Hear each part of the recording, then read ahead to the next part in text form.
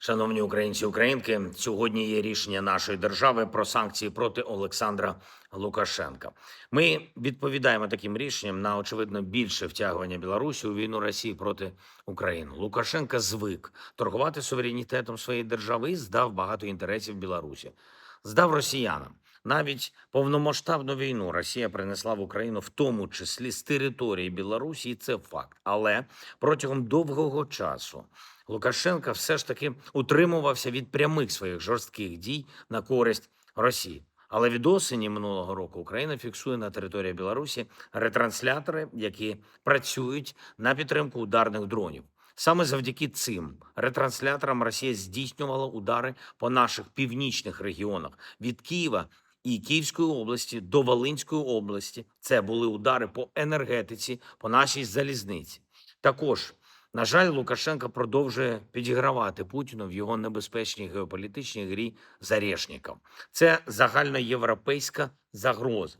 Також Білорусі далі використовують як базу постачання компонентів, обладнання, техніки для російської армії.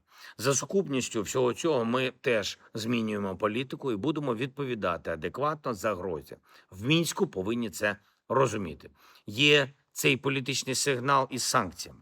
Я доручив уважно вивчити також усі схеми Лукашенка і його спільників. Ми будемо протидіяти більш відчутно і будемо працювати з нашими партнерами в регіоні та всій Європі, також з глобальними партнерами, щоб вони повністю усвідомлювали, з чим мають справу, коли йдеться про режим в Білорусі.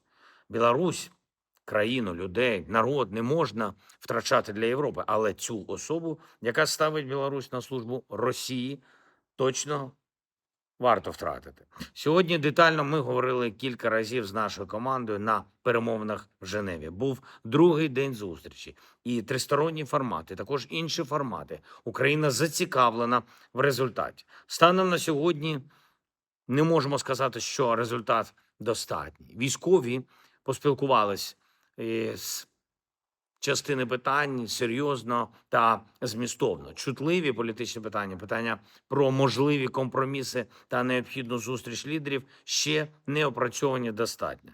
Розраховуємо на наступну зустріч, і було би правильно ще в лютому.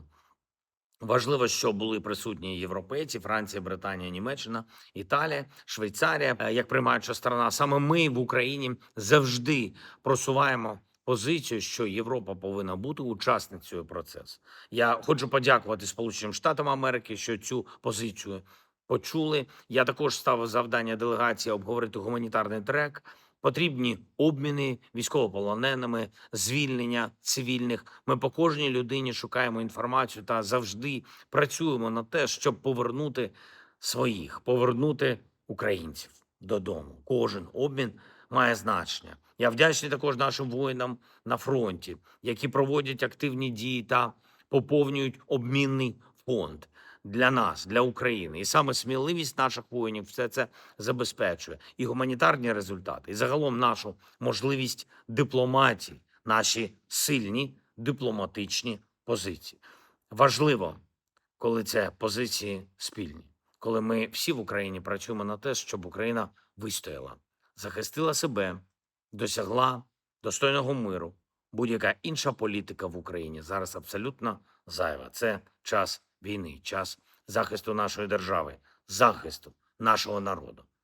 Особисте на потім. Тому я хочу подякувати кожному, хто захищає Україну, саме українські інтереси, як себе самого на будь-якій посаді, на будь-якій роботі, на будь-яких позиціях. Дбайте про Україну, дбайте про людей. Слава Україні!